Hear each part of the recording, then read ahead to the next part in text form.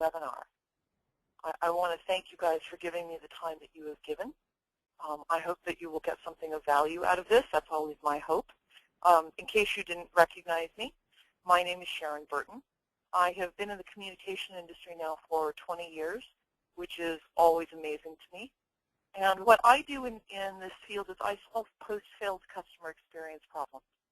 I am interested in how people feel about product instructions. I'm interested in supporting clients in creating better product instructions. And when I'm not doing those things, I teach communication at various universities. I teach for the University of Redlands, University of California, Riverside, and for the University of California, Riverside Extension, as well as for a professional organization. So that's a little bit about me, just so that you get a sense of who I am. Again, if you've just joined us, I have a Twitter tag. If you'd like to use that, that would be helpful. We have a wonderful audience today. I was delighted when I was looking at the sign-ups this morning. We have people from technical publications, from marketing, from customer experience, and other fields as well. Those were the three I asked about, and for those of you who responded, I really appreciate that, because I was hoping that we could pull from all three groups. So before I get started in other things, I want to spend a little bit of time introducing your fields to each other. Because as it turns out, we're all doing very related things. So what is customer experience? It is its own field. For those of you who are in customer experience, you know that. It is its own field. And it is the sum of all experiences a customer has with a company. So this includes everything from the kinds of communication that a company has with you, whether it's emails or letters or whatever, to customer support, how that works. It's everything. How is it that a company interacts with its customers? So it's a high-level and very interesting field. Then, and by the way, it has its own professional organization. I've given you the link right there. I am a member. I became a member this past last couple of months because I'm very interested in what they're doing and what they're thinking and how they're going about that. Then there's marketing, and as we all know, marketing communicates the value of a product or service to customers. It is marketing's job to look at a product or a service and understand the value and then communicate that value to potential customers. So I used to call marketing groups marketing weenies, but I have moved into doing so much marketing. I see it for the actual important and valuable area that it is. It is not a bunch of people doing silly things. At least it shouldn't be. Marketing is very important, and its own field. And then there's technical communication, which is the field out of which I come. And in technical communication, we create information about technical processes or products, typically instructional. These can be user guides, but they can also be videos. They can be podcasts. They can be all kinds of things. So product instructions here definitely means any of those things that people in TechCom create. So those are the three fields. And you can see we've got organizations for all three. So you can go, if you're from a different field, you can go and learn more about those fields, which is exciting. All right, so let's look at the cost of acquiring and keeping customers, because that's really the place for us to start. Getting customers is expensive. It costs 6 to 7 times more to acquire a new customer than to retain an existing customer. And this cost is called the customer acquisition cost. It's the cost of convincing people to buy your product or service. So basically, it's the total cost of sales and marketing divided by the number of customers you got. That's a very simple equation, but it's bottom line, that is basically the equation. That is the customer acquisition cost. And the company that you work for should be able to tell you how much it costs, how many dollars they spend for every customer that they get. They should actually be able to do that. Typically, marketing can provide that information, but not always. It just depends on how an organization is structured. But somebody in your company should be able to tell you what that number is. Typically, This varies, but typically business to consumer, the CAC is less, and business to business is typically more, simply because business to business is typically a more expensive product than business to consumer. Again, this is a general statement. There are going to be exceptions. There's going to be differences and all of that. But as a general rule of thumb, that will work quite well. Keeping customers is critical. If you can just increase this, Bain & Company's is a report that I found on the internet, which is heavily quoted, so apparently the industry likes it. If you can get a 5% increase in customer retention, you can increase profitability by up to 75%, because it is cheaper, it is easier and cheaper to sell more stuff to existing customers. I'm going to talk more about that in a minute. But customer churn is another phrase you want to know. Customer churn is customers leaving out the back door as you're welcoming new ones in the front door. So we talked about the customer acquisition cost. That's how much it costs to get customers to come in the front door. But customer churn is one of the most expensive things you can have, because all the dollars that you spent to get that customer in the front door is wasted as they walk out the back door. So it's not just the cost of acquiring customers. You also need to analyze customer churn to figure out why customers are leaving. And it's not just necessarily the price of your product. It's not. Now, there's an entire industry that analyzes customer churn, an entire industry. And they get into the kind of mathematics that made me weep in college. So I don't even begin to pretend to want to even tell you how to start figuring the cost of, but somebody in your company knows what your customer churn is. And that's an important thing to know.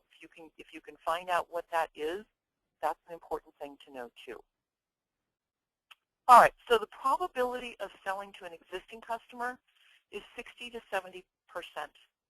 But the probability of selling to a new customer is 5 to 20%. Given that those are the odds, existing customers are much, much easier to sell to. They've already engaged with your products or services. You have already spent the customer acquisition money to get them in the front door. If you can keep them, if you can reduce your customer churn, they have a lower overall cost to keep, because you don't have to spend that customer acquisition cost again to get them to buy something else. You've already done that upfront stuff. So if your customers are happy, they should be buying more stuff, which means that existing customers have a higher lifetime value to your business than a new customer. And here's the fun part. Happy existing customers can be your product evangelists. For example, there are certain products, certain cell phone manufacturers that I like very much. And I like them because I think their phone is easy to use. My husband is a little bit of a technophobe. And when he wanted a new phone, I gave him mine, let him spend 10 minutes with it, and he said, yes, I want this. I said, excellent, then we shall get you one of those. So what I was doing was being an evangelist. And the more that we can get our customers to be our evangelists, the better off we are, because they're out there doing the sales for us.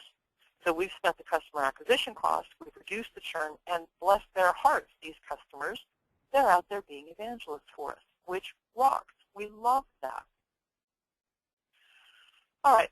We also, in a company, need to reduce the return rate. And I found the latest report I could find was December 2011.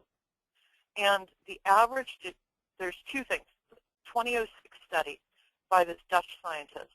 He says the average U.S. consumer spends 20 minutes trying to make a device work before giving up and returning it to the seller. Now, let's say that our consumers have gotten smarter in the last 8 years. Let's say that. And let's say we've doubled that time. They're willing now to spend twice that amount of time. That's still less than an hour. That's still 40 minutes. I don't think it's changed that much, but let's pretend it has. The consumers have gotten educated. They've gotten better at technology. They're feeling a little more confident, so they're willing to poke at it a bit more. That's still 40 minutes. That's not much time. Also, according to this December report, December 2011, returns have increased 21% since 2007. So that was over a 5-year period. It is the most recent source I can find. And 5% of returns are related to actual product defects.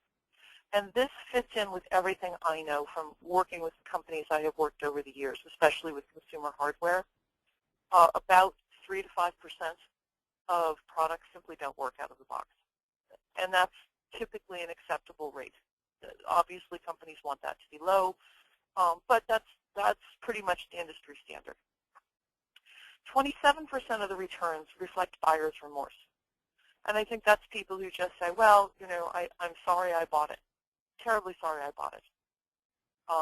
It was an impulse purchase. It was, I got home and I looked at it and I realized I didn't need this, those kinds of things. The number I found stunning was 68% of returned products are no trouble found. That is astonishing to me. That means that when they got the people who sold the product, when the product was returned to them, they threw it on the test bench, and there was no problem with the product. The customer just said, I didn't want it. And I'm wondering, and I can't find any data about this, but I am wondering how tightly tied that 20 minutes to make a device work and that 68% of returned products, how tightly those are related. I've got a question up saying, okay, these are for consumer numbers. I don't know any of the business-to-business product numbers because I couldn't find them, which does not mean they don't exist. And if anybody can find them, please let me know, and I will put a link up on my website because I'd like to know what the return rate is for business-to-business. And I don't know, and I couldn't find any research that looks into that. My guess is that corporations hold that a little more tightly. And then customer experience, that entire interaction company-wide with a customer increases sales. This is directly from, by the way, the customer experience professionals research.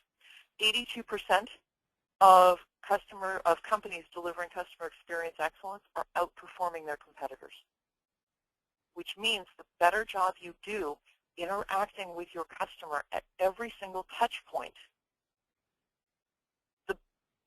the more profitable you're going to be. You're going to outperform your competitors because people are going to feel better about dealing with you. So customer experience is the outcome of all those touch points that your customer has with your organization. Every single time you reach out to your customer or they reach out to you, whether it's in social media, it's letters that you send to them, it's advertising, it's mass email, it doesn't matter. They call your customer support, they call the salespeople, whatever it is. It's the perception that customers have across all of their interactions with your organization. In other words, do customers feel good about interacting with your organization? When they are contacted by you, is it a useful interaction? When they contact you, do they get their problem solved or the answer to their question or whatever, and do they leave feeling good? One of the industry hot companies right now in this kind of area is Zappos. I have not bought shoes through Zappos, but apparently Zappos lives and dies by being the happiest, most helpful company on the face of the earth. That is their motto. I don't know if it's phrased that way, but that's what they want to do. They want to make dealing with them such a nice thing that you can't wait to do it again. And Zappos is outperforming everybody else. They sell more shoes. I mean, the shock here is I've not bought shoes from them, right? That's the only surprise here. So it's really, the customer experience is really a customer-centric view of your company and what your company is doing every single time it touches a customer. So this whole customer experience is something that actually will increase sales significantly. It's a big deal. Customer experience is a huge deal. And I say, and now I'm going to quote myself, which I thought was fantastic, product instructions are a critical part of the customer experience. 68% of the customers who return stuff, there's no issue found with the product, which makes me wonder, and I have kind of sort of some data I'm going to talk about in a minute. I think a lot of that has to do with people couldn't use the product. And I am coming to the opinion, please do not quote me as I've decided roll that in, amen, but I am beginning to think that technical communication is a subset of the field of customer experience. TechCom is typically concerned with the post-sales part of the customer experience. So if you're in the customer experience field and you've not been thinking about product instructions, and I'm here to tell you most people in the customer experience field are not thinking about product instructions, you're missing a gigantic place. Because this is where customers are interacting with you and you can't watch over their shoulder. It's not like when they call support, you can record those calls and you can find out how people are doing. That's not how it is. So, all right, that's fine, Sharon. We understand now that setting. So what do people think about about product instructions? Well, I have some answers for you. I've run a poll, an opinion poll, the last 2 years. So I have focused on consumers. I've not figured out how to do a strictly business-to-business. And again, if somebody has a good mind, smarter than mine, I am very open to figuring it all out. The part that surprises me is that there is not a lot of research out there into what people think about product instructions. There is some, and most of it is the better part of 20 years old. I think we can all agree that product instructions and how people interact with brands and companies have profoundly and significantly changed in the last 20 years. There's just not a lot out there that is relevant, i.e. fresh and new. So I don't want you to think that I'm holding up my own work as beginning and the end, because I'm not. I wish somebody like a university would take this on and do some dead serious research into this. I don't have the financial means to do that, but boy, I wish somebody would. So the research I've been doing is interesting. I think we've got a trend, and I'm amazed at how much people have opinions. Oh, am I amazed. So some highlights. The big thing that struck me is about 90% of your customers are using your product instructions. That is, to me, amazing. There is that general feeling out there that nobody uses product instructions. That's wrong. Again, even if I'm off by 20%, that's still a significant number of people who are using your product instructions when they're trying to use your products. Unfortunately, about 2/3 of your customers say that sometimes your product instructions make sense. That's 1 in 3 don't understand your product instructions. That's not good. That's called a churn rate. That's called a return rate. If people can't understand your product instructions, you've got problems. And it looks like about 1/3 of your customers don't understand your instructions. If people don't understand the instructions, or if the instructions don't make sense to them, about half worry that the rest of the product was skimped on too. And if you are in marketing or in customer experience, that should be like a knife to your heart. Because all of the goodwill that you've been building for your brand, all of the goodwill you've been building in the customer experience, is all of a sudden, look what you've done. About half of your customers worry that the product has been skimped on because the instructions were not sufficient. That's huge. And again, that's probably called churn rate. And that's bad. That's increasing your customer acquisition costs because these people are walking out the back door. And about 1/4 of your users, if the instructions are not helpful to them, about 1 in 4 don't feel very confident about using your product. That's bad. We want our customers to feel confident about using our product. We want them to feel that our products are meeting their needs, that our products have been designed with them in mind, and that they can feel comfortable about using this product, so they will feel comfortable about using the next product they purchase from us. 25% of our customers don't feel that way. And about 50% of our customers, given a choice, would not purchase from your company again if the product instructions don't make sense to them. And that is your churn rate. That's it right there. Now, obviously, this is going to vary from your product to somebody else's product. Again, even if I'm off 20%, these numbers are still staggering to me. And these go directly to customer experience. If the product instructions aren't useful, helpful, complete, etc., this is what's happening. And all of a sudden, your customer acquisition costs are through the ceiling because they're running out the back door. Every chance they get, they're running out the back door. And here's one of my favorites.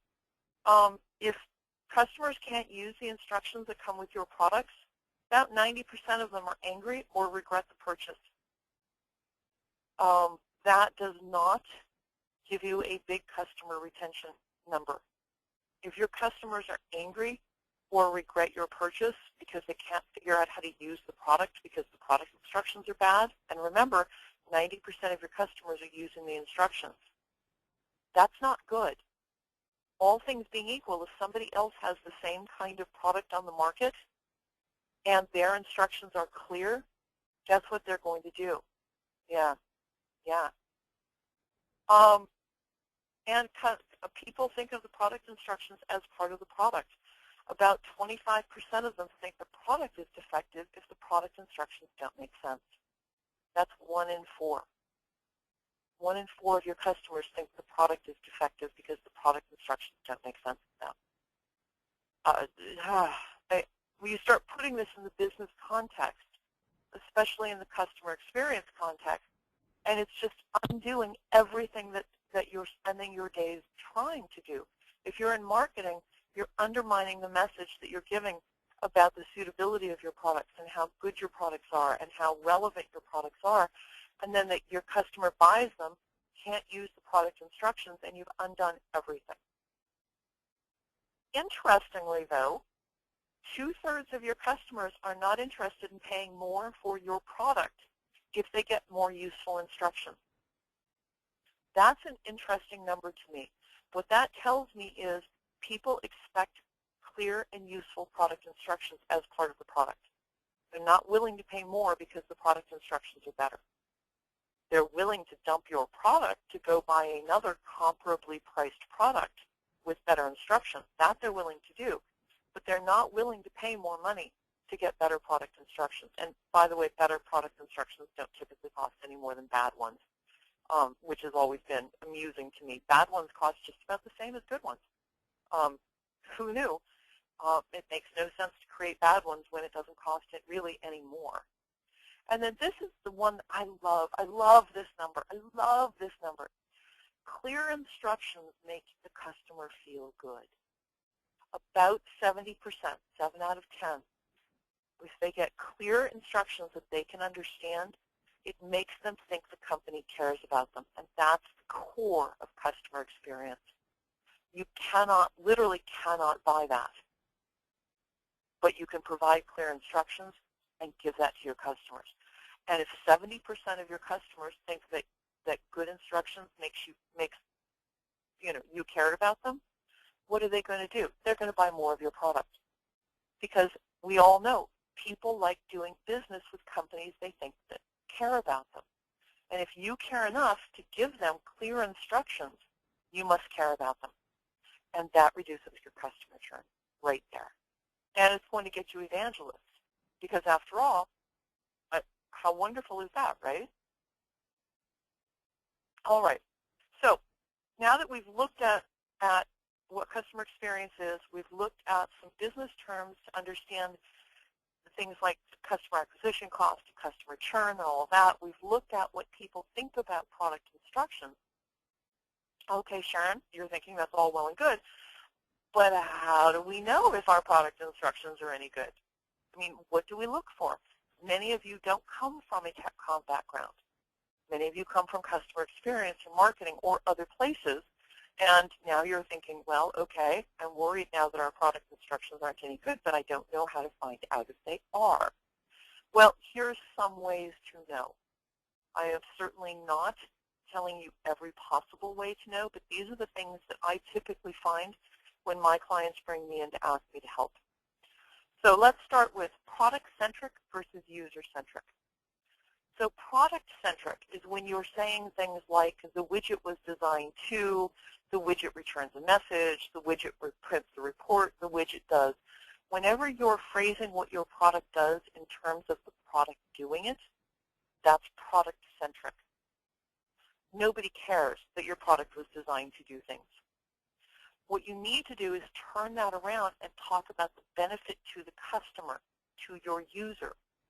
So, for example, using widget, you can, whatever it is. You see the message on your screen. Your report is printed. Those kinds of things. That's engaging writing so that the people who are reading your instructions feel engaged with the product. They know that the product does these things, and they can do these things with the product. Fundamentally and overall, people buy your product to solve problems. Now, maybe you sell yodeling goats, and it's hard to imagine that, and there really are things as such things as yodeling goats. I happen to have 2 of them that I use as a teaching tool. They're stuffed animals. You press a button, and they yodel, and they dance. They're fun. Okay, it's hard to imagine the problem that a yodeling goat solves, although I'm sure that there is a problem out there. After all, I bought some. My problem was I needed teaching to demo things, and so I bought them. But people buy your product to solve issues. So when you talk to your customer, directly talking to them, helping them see how it is your product is going to help solve those issues, this is going to resonate. So you want to talk to your customers directly. My recent favorite quote that I saw on Twitter and then could not find recently, so I can't attribute it, but I would if I knew where it came from, is nobody wants an iron. They want wrinkle-free clothes. Nobody wakes up in the morning and says, you know, if I just had an iron, everything would be all right. They wake up in the morning and they think, darn it, my skirt is all wrinkled, and I can't wear it looking like I slept in it. I want my skirt to not be wrinkled. I know, I'll buy an iron. That will help. You see, so talking about your product and the product instructions as though the product is, I don't know, sentient and, you know, the highlight of everybody's day doesn't meet your customer's needs. This is one that is just astonishing to me that I even have to talk about, but yet I do. Active voice present tense. So instead of passive voice or future tense, which is typically what I see, we want to talk in active voice and or present tense. So the widget will print the report. Notice that's product-centric. It's in the future. It's a thing that the widget is going to do. We can rephrase that to your report prints. So we don't have a sentient product printing the report because the customer doesn't care that your product is sentient. They just don't. These steps may prevent the brake pedal from functioning. That is a nightmare. You can make it easier, clearer, more active, etc. by saying during these steps, the brake pedal does not work. The email will be sent if a network is found. That's good. How would we know? I mean, it's just a nightmare, right? So your email is automatically sent the next time a network is found.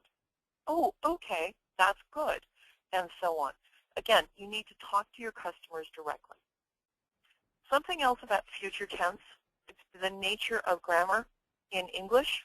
Again, I'm not speaking of tense in other languages because I'm not an expert in other languages. But in English, future tense also makes the timing of the event uncertain. So the widget will print the report, makes it sound as though, well, your report should print, we hope. Frankly, if you can get it to print, if you could just call us because we couldn't.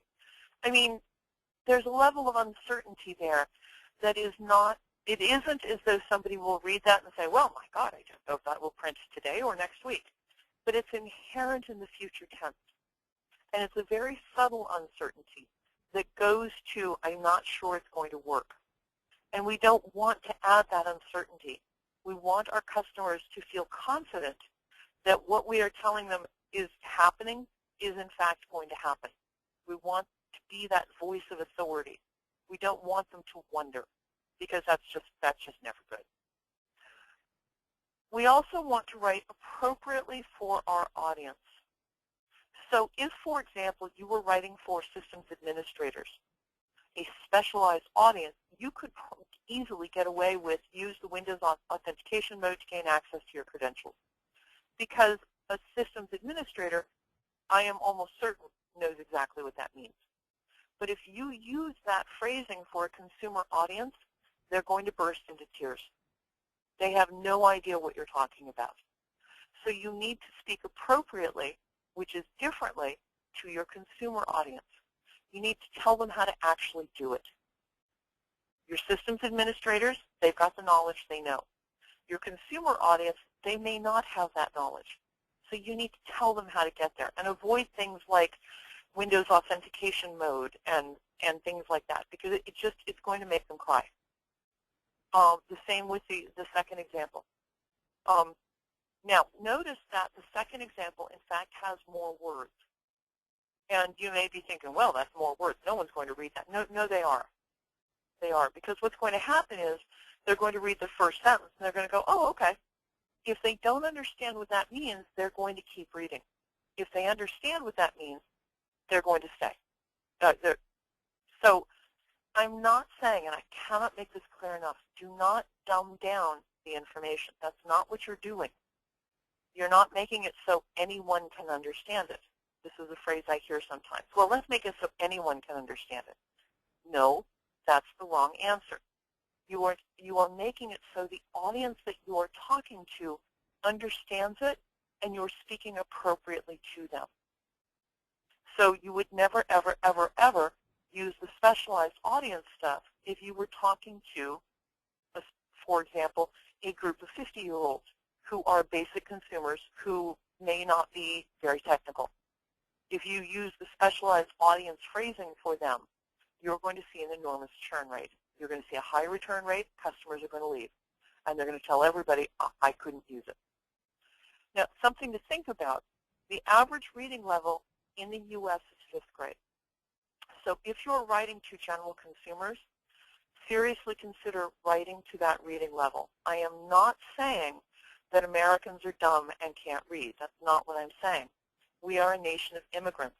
Having lived in 2 other countries myself, I can tell you, when you are working in a second language, you're trying to read a second language, the simpler the language is, about 5th grade, the easier it is to understand. So I'm not saying that, well, Americans can only read. If you've ever lived somewhere else and functioned in the second language, you know the more simply it's written, the easier it is for you to understand. And that's what I'm saying. All right, short, just short, just short. Short sentences are easier to understand. There's fewer ideas in a short sentence. So no more than 25 words per sentence. I know that sounds like, no, I can't possibly express any idea.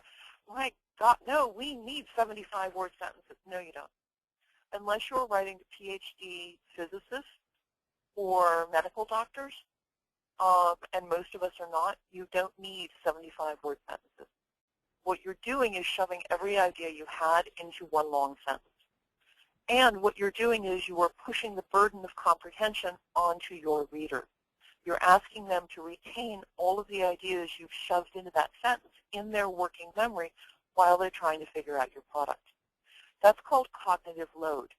The more you increase your customer's cognitive load while they've already got an increased cognitive load trying to use your product, that adds up to a very unhappy customer. We don't want to do that, which is why we also want short paragraphs. As I know you all know, paragraphs to groups are related sentences. I know you know that. So no more than 3 to 5 sentences per paragraph. This is really, really tight writing.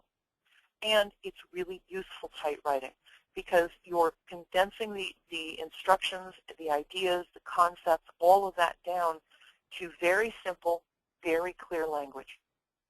And it's going to make a gigantic difference. And then there's the short sections, which I know you know, sections or groups of related paragraphs. I like to just put that there in case somebody goes, really? What do you mean by sections? Well, that's what I mean. No more than 3 to 5 paragraphs before you have another section heading.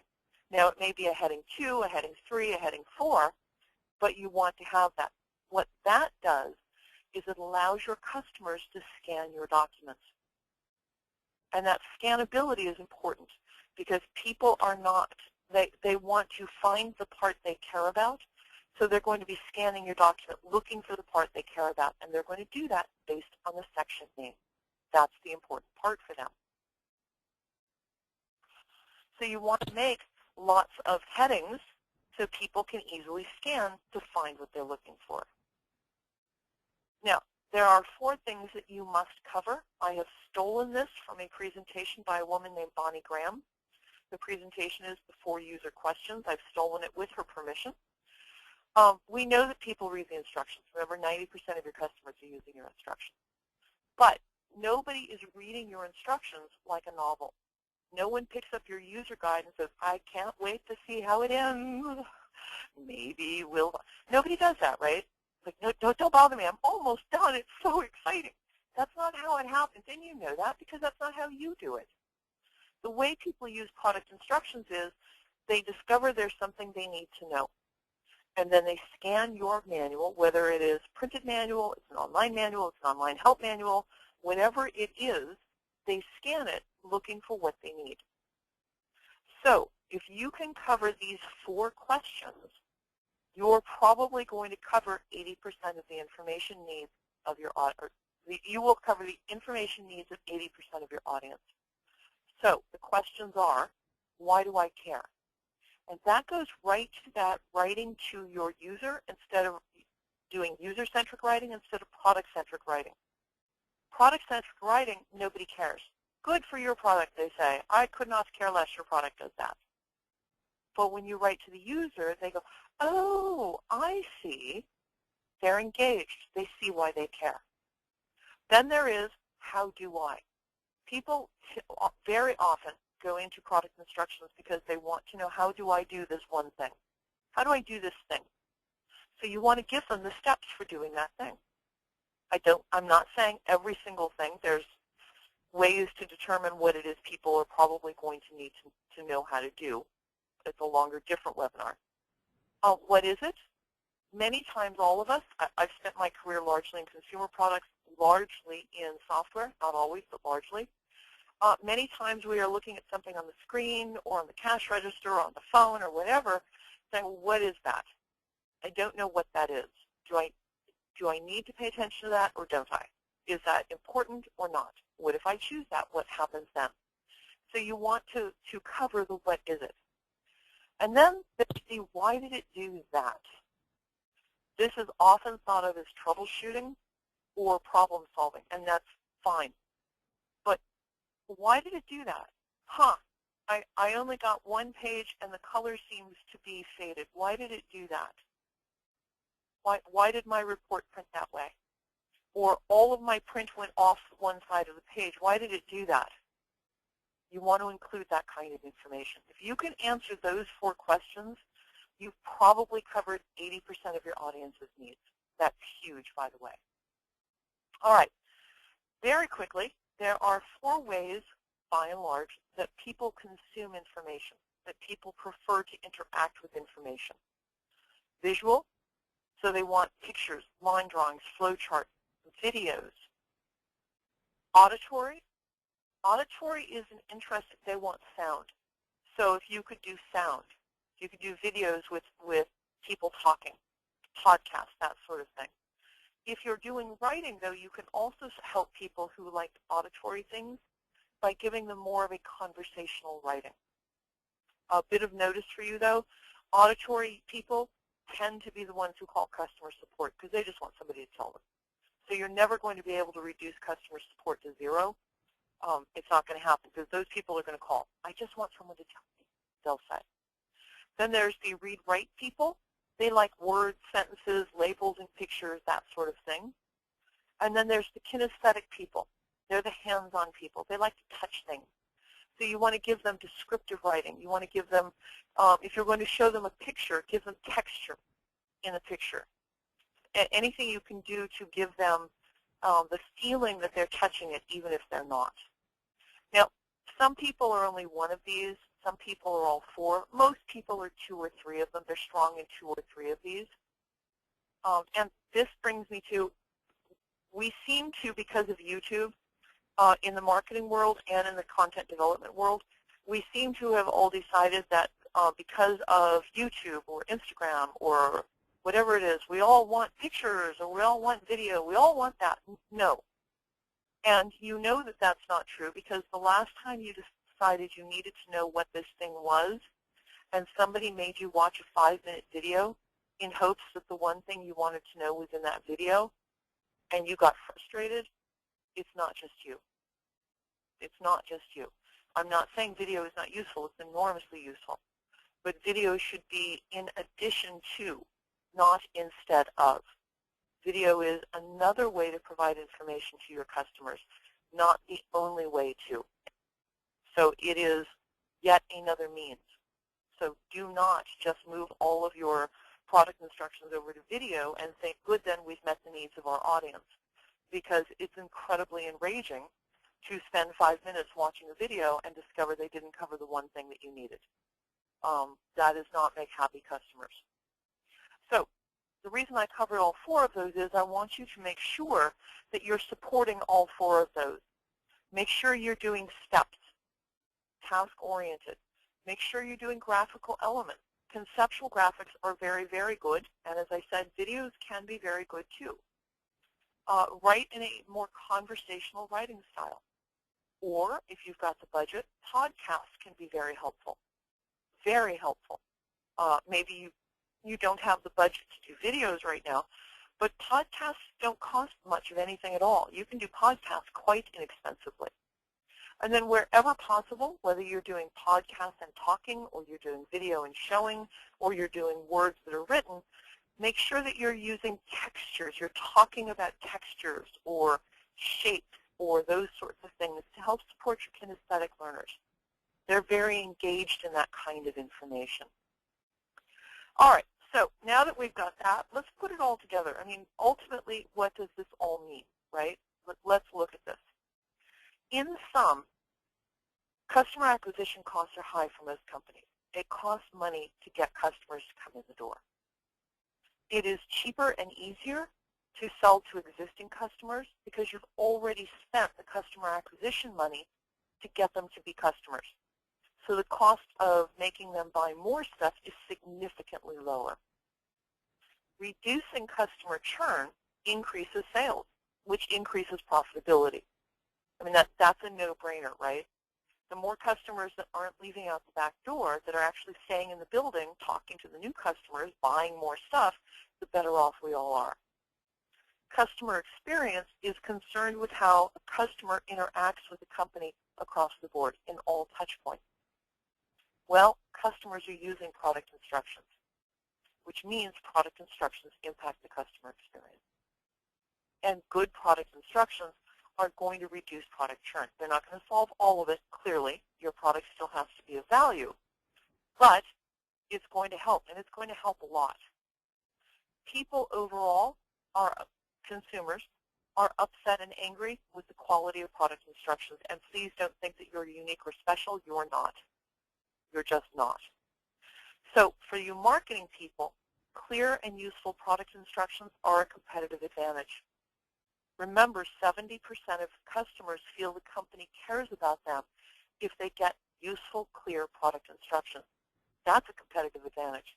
If your product instructions are, in fact, clear and useful and good, your competitors probably aren't.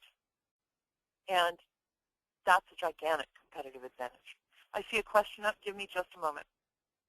So, again, big picture.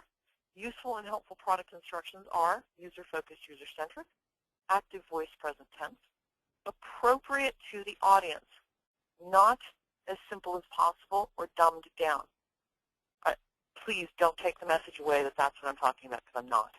Short sentences, short paragraphs, short sections, support all 4 of the information consumption modes, and address the customer questions. Those are the basics. Again, there's a lot more to it. And if you can just hit those, you've probably got it. You've probably got it in a big way. Okay, Yes, we have 10 minutes for questions, which is exactly what I was hoping. All right, can I give an example of textured kinesthetic writing? Yes. For example, if you were writing about a cash register, very typically, so the most often used buttons have some sort of bumps on them so that you know them, because people who touch type, not touch type, who 10 key, can 10 key on a cash register. I'm just using that because I used to do document cash registers. And so you might want to point out the center key has that button on it. If you are writing about, I'm pulling a blank now, those kinds of things. You might want to talk about the way, depending on the product, the way it feels when you touch it, or the way that you interact with it. Or if you're documenting cameras, for example, very often the buttons have different things, different wobblies. Wobblies helps us not at all. Some buttons have hashes on them, so they feel different than other buttons that are clear. Those sorts of things. It does not cost much to include those 1 or 2 words. Obviously, it costs something if you're translating, but those can make a difference between not helping your kinesthetic learners and helping them. I think it's worth it. All right, other questions?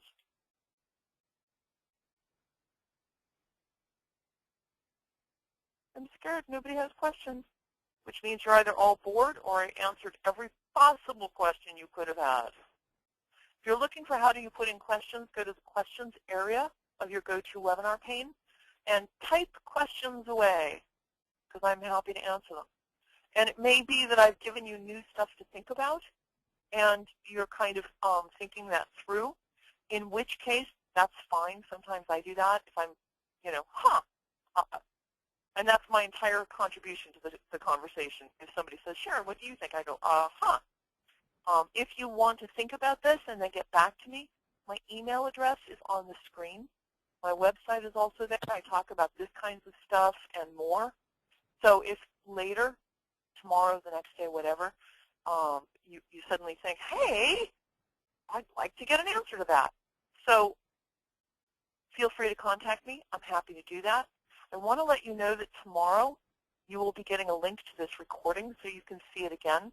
I'm going to be posting the slides on SlideShare. You'll get a link to that as well automatically.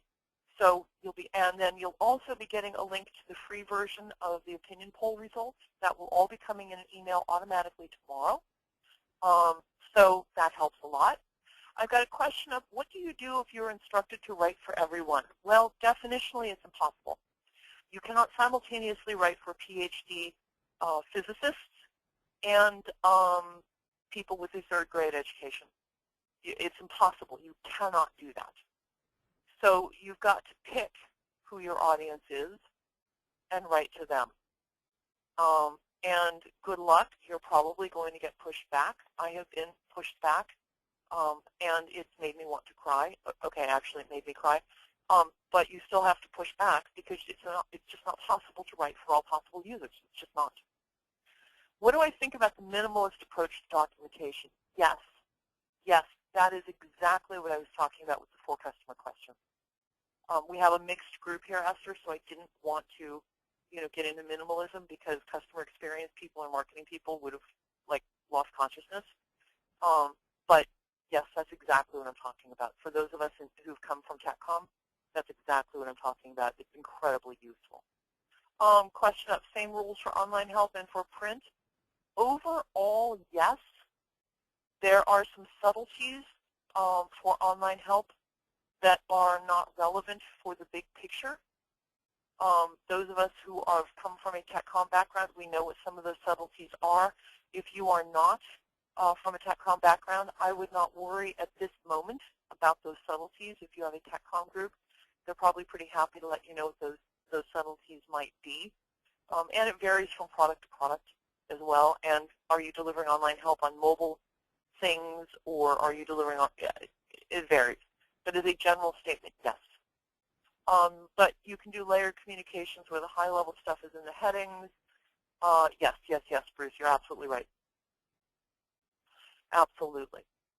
So what I want to encourage you guys to do is I want you to go and explore some of the other associations that are outside of the ones that you come from.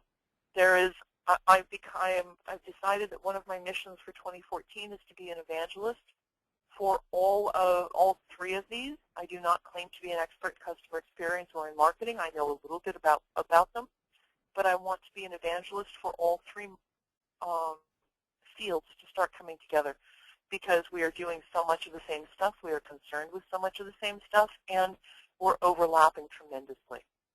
I've got a question up that says, how well do these principles work with food product labeling? I would say overall they're going to work. There will obviously be some subtleties that don't work, but overall that this is going to work. Because clear communication is clear communication. It doesn't matter what you're communicating about. Clear communication is clear communication. Making products easy to use is the point to the clear communication, and then that makes customers happy, and happy customers buy more stuff. That's just straightforward, right? There it is. So all right, so it's 5 minutes till. I can stick around and ask more questions, or I can give you 5 minutes of your day back. I'm going to click stop recording. Don't leave yet if you want to stay. Hold on. If you're watching the recording, I want to thank you so much. I hope you've gotten something valuable. Feel free to contact me if you have any more questions.